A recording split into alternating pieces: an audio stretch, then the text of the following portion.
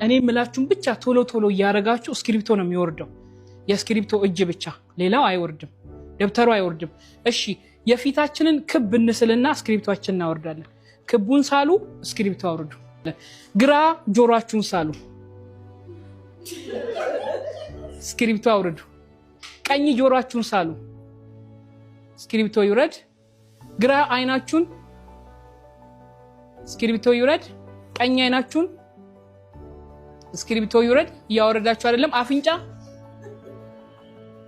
ስክሪፕቶ ይውረድ። ከንፈራችሁን አንገታችሁን ሳሉ። የመጨረሻ ጸጉራችሁን ሳሉ። ጉድ። እስቲ አውርዱና ፎቶአችሁን ይዩት።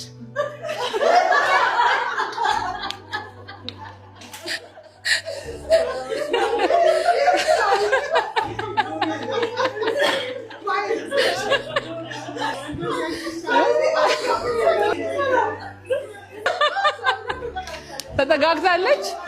ፊት የሚመስል ነገር ሳሉ ቶሎ። ጆሮ ያለው፣ አይን ያለው፣ አፍንጫ ያለው እዛው ፔጅ ላይ እንደ ኢሞጂ የሚመስል ነገር፣ ጸጉር ያለው፣ አንገት ያለው ከመጀመሪያ ስዕላችሁ ጋር አወዳዱት። እሺ አሁን እዚህ ጋር ስያለው ነው ከውጭ የመጣን ሰው ይሄን ሁለቱን ስዕል የመጀመሪያውን በጠይቀው ምን ብሎ ሊመልስልኝ ይችላል? ምንም አይደል? ሁለተኛውንስ ለምን? እያየን ነው። የመጀመሪያው ለምን ተበላሸ? አላየን። ወንደርፉል። ይሄን ከኢሞሽናል ኢንተለጀንስ ጋር ምን ያገናኘዋል?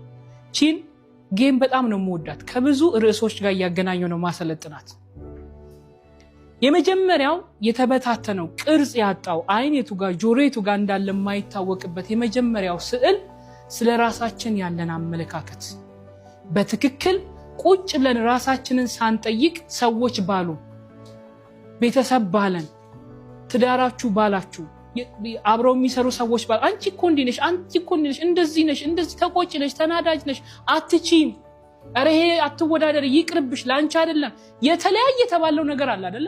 አንቺ ይሄንንም አትችይው፣ ከነዚህ ሰዎች ጋርማ አትገናኝ፣ እንደዚህ የተባለን የተነገረን ስለ ራሳችን ያለን አመለካከት ነገሮችን የምናይበት መነጽር እንዲህ ዝብትንትን ያለ ነው። ምኑ የቱ ጋር እንዳለ አናውቅ። ስለዚህ ባህሪያችንን ማስተካከል አልቻለም። ለምን? እስቲል በሰዎች ኢንፎርሜሽን ውስጥ ነው ያለነው። ትክክለኛ የራሳችንን ማንነት ጠይቀን ለራሳችን አልመለስም። የሁለተኛው ስዕልስ ቁጭ ብላ ራሷን ዲዛይን ያደረገችን ሴት ያሳያል። ምክንያቱም ሁሉ ነገር ቦታው ላይ ስላለ ቅርጹን ስለጠበቀ። እናንተ ሰው ባላችሁ ነው መቀጠል የምትፈልጉት? ራሳችሁን ዲዛይን አድርጋችሁ ነው መቀጠል የምትፈልጉት? ራሳችን አይደል? እኔ ማን ነኝ? ምን እችላለሁ? ምን አልችልም? ምን አይነት ባህሪ አለኝ? ምን ያናድደኛል? ምን ያስደስተኛል?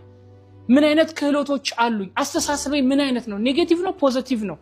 ኢቭን እንደምባለው በጣም ተቆጭ ነኝ? ራሴ የማውቀው ባህሪ እኮ ይኖረኛል አይደለ? ራሴስ እንደማስበው እንደዛ ወይስ ምን አይነት ሰው ነኝ? አያችሁ፣ ቁጭ ብለን ራሳችንን ዲዛይን ስናደርግ ማንም ባለም መንገድ ከዛ በኋላ ራሳችንን አንመራው። ግልጽ ነው። ክፉ አሰልጣኝ አይደለም። ራሳችንን ዲዛይን የምታረጉበትን ቆንጆ ፒክቸር አምጥቼላችኋለሁ።